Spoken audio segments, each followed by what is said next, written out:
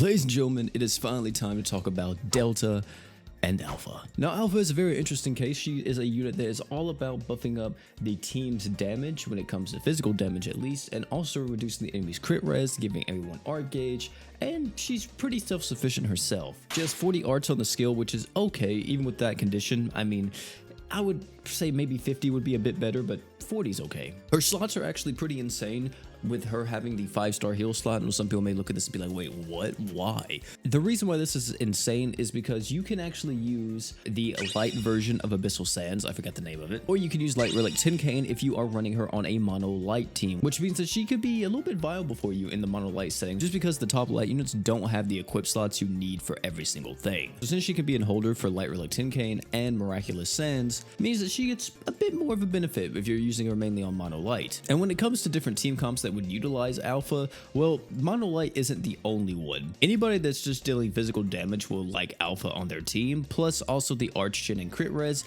is extremely good. There is one big negative about Alpha, is that she is a type E arch genner, meaning that she will not stack with other type E arch genners, which kind of makes me wish that her arch gen was a bit conditional, since she does have that heal slot and everything. We could have easily made this, if you're above 50% HP, you get 6 arts per second. You still would have been part of a very competitive arch-gen group, but it would have been a little bit better. However, if you don't have Chloe and you don't actually have Hoka on your teams, and you're looking at this is actually a great unit to pick up, because she is that arch-gen character that can be utilized with so many different characters. Not to mention the crit res down would be extremely good to just buff up your damage with a multitude of different units. And if you ever decide to build mono light, she could be a pretty solid unit in that team as well. I think my thing with Alpha though is just really trying to find a place to slot her in. She's in a very competitive arch-genning slot. There's already so many good units in the game. Is there room for Alpha in a lot of situations? Which I think there may be a few, but not every situation. Next is Delta, which Delta is an absolute beast when it comes to doing DPS. She has so much stuff in the kit that just kind of helps her and makes her a bit better. Also, she's a healer, which is kind of cool. The main gimmick, of course, for her is that you're stacking your true art. Once you have it at a pretty solid amount, then you can pop off with the super art. The super art's going to give you 100% defense ignore. It's also going to give you even more damage. And if you're not afflicted by a status element,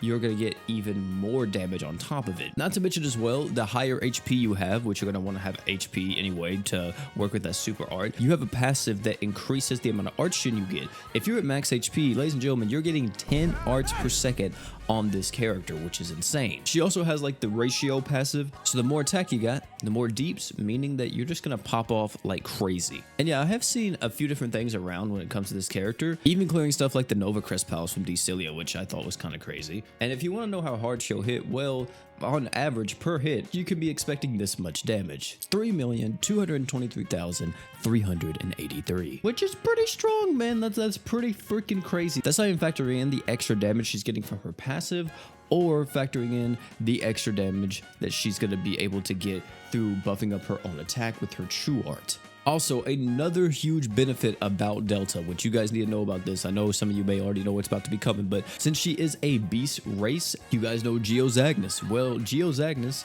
you can use Delta against it and do crazy work. Since Geozagnus counters gods, demons, and humans, if I'm not mistaken, all the other races are free to reign. So if you want to nuke stuff, you could just use Delta and hopefully she can kill them. Same thing with actually Alpha, by the way. Alpha's a spirit, so that's a huge dub as well. So now moving on to the verdict. Should you summon on this banner or should you skip it?